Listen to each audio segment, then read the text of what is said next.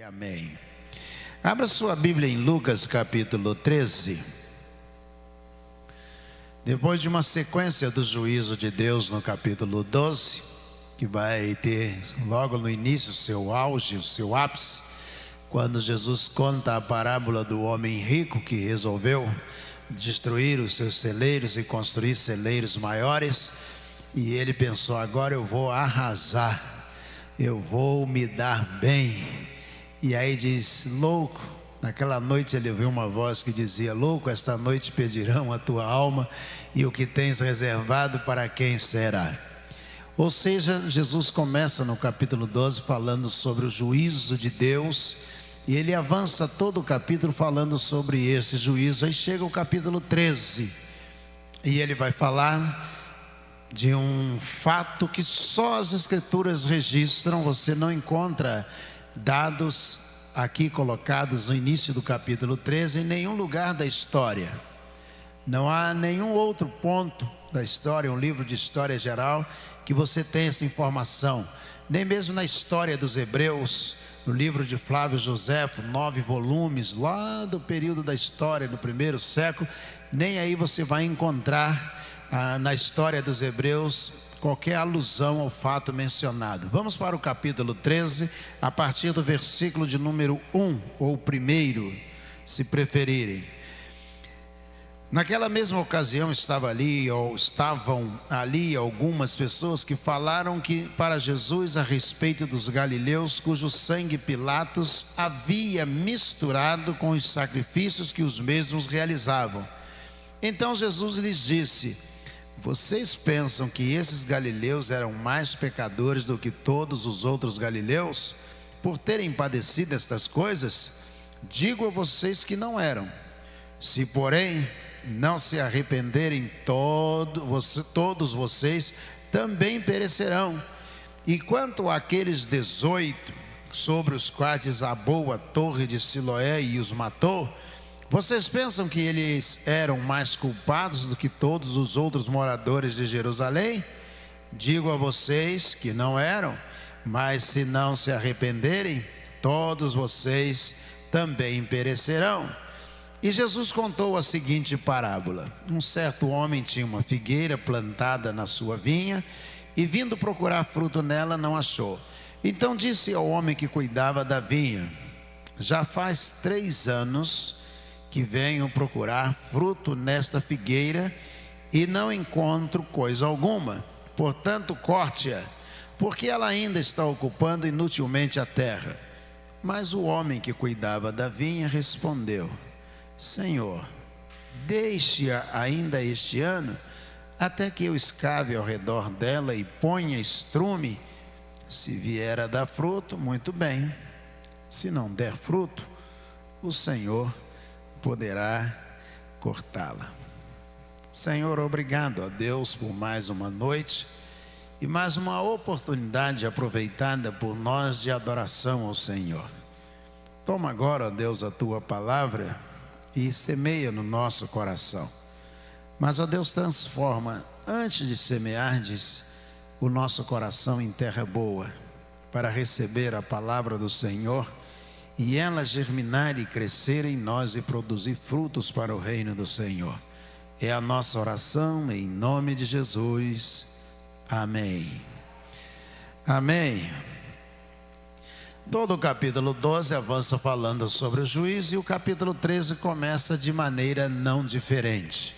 Ou seja, se mantém na mesma linha do julgamento de Deus. E aí eles estão ali conversando com Jesus, diz o versículo 13, e eles estão preocupados, e eles estão falando para Jesus: Jesus, e aqueles que lá Pilatos, quando viu que eles estavam sacrificando, pegou as pessoas que estavam oferecendo sacrifício e resolveu sacrificar as pessoas também. Esse fato você não encontra no livro de história geral, ou qualquer comentário, ou qualquer escrito extra-bíblico. Esse fato é citado exclusivamente sobre as escrituras sagradas.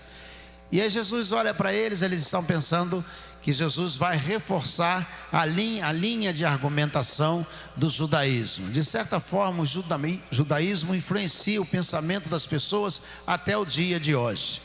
Quando ver alguém com alguma dificuldade muito séria, ou passando uma provação, pensa assim: fez alguma coisa errada. Olha lá, a mão de Deus está pesando sobre ele, ele está pagando os pecados dele. Não é assim que a gente normalmente... Eu lembro que algumas pessoas olhavam para outras pessoas quando ainda garoto, viam alguém deficiente e diziam assim: ah lá, fez alguma coisa errada, está pagando todos os pecados dele. Isso é uma influência do judaísmo. Você pode olhar em João, por exemplo, no capítulo 5, no capítulo 9, você vai encontrar um cego, por exemplo, ou aquele paralítico de Betesda. Os discípulos que estão com Jesus olham para Jesus e dizem: Senhor, quem foi que pecou, ele ou os pais dele, para que ele pudesse nascer com esse defeito físico, essa limitação física? Jesus disse: nenhum nem outro. Aqui nesse texto se acende a mesma situação. Senhor Jesus, o Senhor lembra daquelas pessoas que estavam oferecendo sacrifício e Pilatos pegou essas pessoas e sacrificou essas pessoas junto com o sacrifício que elas estavam oferecendo? E elas esperavam uma resposta de Jesus, talvez na mesma direção. Jesus olha para eles e diz assim: eu quero dizer uma coisa a vocês. Aqueles que foram sacrificados, tomados por Pilatos, no meio de um sacrifício que eles estavam oferecendo, e foram sacrificados sob a ordem de Pilatos, eles não eram piores do que os outros galileus. Aí eu quero aproveitar e dizer a você, Jesus está dizendo: aqueles 18 sobre os quais caiu a torre de Siloé, e eles morreram em Jerusalém, eu quero dizer a vocês que aqueles 18 que morreram, eles não eram piores do que os outros moradores de Jerusalém. Sabe o que Jesus está dizendo? Que todos nós estamos sujeitos a todas as circunstâncias naturais de uma enchente, de um trovão, de um raio. Todos nós estamos sujeitos às mesmas situações e às mesmas intempéries que a vida pode nos oferecer. Então ele não livra a gente? Claro que livra. Mas Jesus está dizendo: eles morreram não é porque eles eram piores. Eles não eram piores do que os moradores de Jerusalém, e nem eram piores do que os moradores da Galileia. E Jesus disse: mas eu quero dizer uma coisa a vocês: se vocês não se arrependerem, vocês sim perecerão. E aí vem a parábola da figueira que é estéril, que não produz frutos algum. Jesus disse que um homem andando na sua vinha, e eu gosto muito desse início dessa parábola, ele está andando na sua plantação e ele vê uma figueira que não tem frutos. Ele não vê um campo inteiro, por isso que eu disse que gosto. Ele não olha para todo o campo. Ele poderia ter dito ao seu servo, disse assim: olha, eu estou aqui e eu estou vendo que na minha plantação não há uma produção, não há um fruto, essas árvores não estão produzindo coisa alguma. Não, diz que no meio de tudo ele olha para uma que não está produzindo. Por que gosto? Porque Jesus, ele enxerga o Celso como Celso. Ele olha para você e ele enxerga você, ainda que no meio de uma multidão, ele enxerga você do jeito que você é. Ele não avalia você pela multidão. Ele não considera você por causa da multidão. O salmista no Salmo 42, ele disse: como o servo anseia pelas correntes das águas, assim a minha alma suspira por ti, ó Deus. A minha alma tem sede de Deus. Quando entrarei na presença de Deus? E o versículo 4, ele diz: porque eu ia à casa de Deus levado pela multidão, e porque estás abatido a minha alma, e porque te perturbas dentro de mim, espera em Deus, pois eu ainda o louvarei. Ou seja, eu ia porque a multidão ia. Eu fazia porque a multidão fazia. Adoração é coisa individual, é coisa pessoal. Ele olha para toda a sua plantação e ele vê uma que está sem fruto. E então ele pergunta ao viticultor, ao responsável por ela, e diz: olha, tem 3 anos que que eu venho aqui e eu vejo que essa árvore, ela está sem fruto. Durante 3 passagens, ele observa que nela não há fruto algum. Não era a primeira vez que ele estava ali. Não era a primeira vez que ele olhava para os céus, individualizando o seu olhar. Não era a segunda vez. Talvez o viticultor nunca parou para perceber, pela resposta que ele dá, que a árvore que estava sob o cuidado dele não estava produzindo fruto algum. Talvez ele andasse todos os dias ali sem perceber que não estava produzindo fruto algum. E quando o seu Senhor olha e vê que ela está sem fruto e pergunta a ele, diz: há 3 anos eu estou observando que ela não produz. Ele diz: Senhor, então vamos fazer o seguinte, dá mais uma oportunidade para ela. E o que ela vai fazer? Nada. Eu vou cavar ao redor, eu vou colocar água e eu colocarei adubo, na minha tradução, estrume. Eu colocarei estrume. Sabe o que eu percebo aqui? Que a vinha não produzia fruto porque ela precisava de água, porque ela precisava de adubo, ela precisava que a terra ao redor dela fosse escavada. Quando Jesus diz isto, nesse texto, contando essa parábola, aquele que era responsável diz: eu tenho que fazer alguma coisa. Não é culpa dela, a culpa é minha.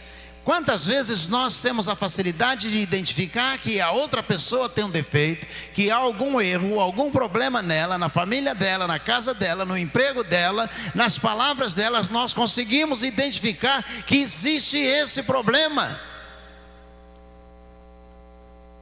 Mas a gente pode fazer alguma coisa. Ou não pode? Pode. Pode fazer alguma coisa.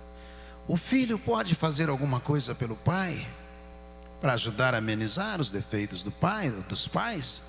O pai pode fazer mais alguma coisa a favor do filho, para amenizar, mitigar os problemas que o filho está enfrentando, ou que ele tem, ou porque ele está produzindo menos. O patrão pode fazer alguma coisa pelo empregado, para que ele possa produzir mais, ou ser melhor do que ele consegue ser. Na verdade, a gente sempre olha para a figueira, olha para a plantação, a gente olha para a árvore, mas o homem responsável pela árvore diz: eu é que vou fazer alguma coisa. E o ano que vem, quando o Senhor voltar, quando o Senhor chegar aqui, se ela não der fruto, aí ele diz uma coisa que também me chama a atenção: então corta o Senhor mesmo. O que tinha dito o Senhor? Por que está ainda aqui? Por que você não corta essa árvore? Falando para o empregado: você, por que você não corta a árvore? Ele diz: eu vou regar, eu vou cuidar dela, vou colocar água, eu vou escavar, eu vou colocar estrume. Se o ano que vem ela voltar e não produzir, se eu voltar e ela não produzir fruto, aí o Senhor mesmo corta. Por que o empregado não disse assim: então, se o Senhor voltar e ela não tiver fruto, eu mesmo corto? Ele diz: o Senhor corta, porque Jesus está falando que a árvore é a nação de Israel, e só Deus pode cortar a nação de Israel. A árvore somos nós. E nenhuma pessoa, nenhum pastor, nenhum sacerdote, nenhum líder pode cortar a árvore de Deus, que somos nós. Só Ele pode cortar. Quando chega a hora, Ele corta. Eu falava num congresso para médicos, para mais de 70 médicos, e ali no Marinas do Canal, e eles me pediram para falar sobre a influência do pecado sobre a carne humana, sobre a psique humana. E eu falava a eles, e eu disse a eles: quantos de vocês já diagnosticaram uma pessoa e disseram que ela ia morrer, e já tem mais de 20 anos e ela está viva? Eles riram, levantaram a mão. Vários, quase todos eles levantaram a mão. E eu disse: quantos de vocês já olharam para alguém e disseram que essa pessoa ia viver e ela estava muito bem, e não durou uma semana e ela morreu? Levantem a mão. E todos eles levantaram a mão. E eu disse a eles: Deus, quando se encontrou com Moisés, Deus disse a Moisés: coloque a sua mão no meio da sua túnica. Ele colocou e saiu a mão leprosa. E Deus disse: coloque de novo a sua mão. E ele colocou a mão, e quando tirou, e a mão saiu curada. E Deus está dizendo: é para que você saiba que eu sou Deus. E eu disse àqueles médicos: vocês certamente estudaram, conseguem diagnosticar, mas só Deus pode tirar a vida. Quando todos os indícios eram de morte, os seus pacientes estão vivos até hoje. Quando todos os indícios eram de vida, eles já morreram. Então diz aqui esse viticultor, ele diz assim: Senhor, se não tiver bom, o Senhor mesmo vai cortar. Corta o Senhor mesmo. Que possamos entender que nós estamos aqui para produzir frutos. Há pessoas ao nosso redor para regar, enxertar, adubar. Há coisas, circunstâncias ao nosso redor que são a favor de cada um de nós, para nos fortalecer, para nos encorajar. Mas a vida continua pertencendo a Deus. Só Ele pode cortar.